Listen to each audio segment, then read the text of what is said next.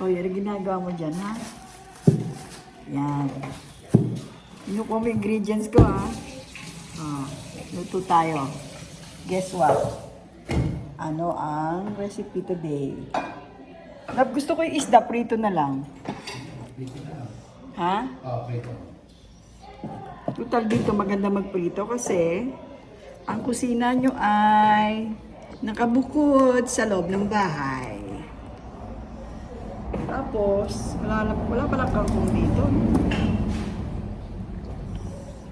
Diba? Love, salita ka na. Your host today. Love, see. Pag YouTube yan, hindi yan pang Facebook. Kasi maigsi pagka mahaba.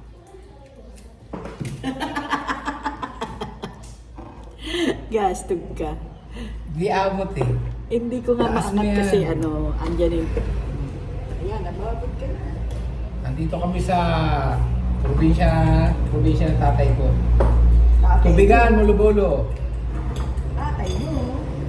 Ito ang kanyang bahay na sinilangan. Andito kami ngayon kasi wala na kaming trabaho. Wala nang pera. Wala nang magpalamo sa Maynila. Kaya ang ginawa namin, nagpabigay ako ng mga pulang envelope sa mga jeep. Sinuwerte naman. Nakaipon ako ng mga 15,000. Yun ang ginawa ko, bakasyon kami rito. Kaya yung gusto mga rumakit dyan, pulang envelope lang ang katapat. Biyaheng Divisoria Monumento ang panigan nyo. Ay, tama na. Parang kagkalokohan mo dyan.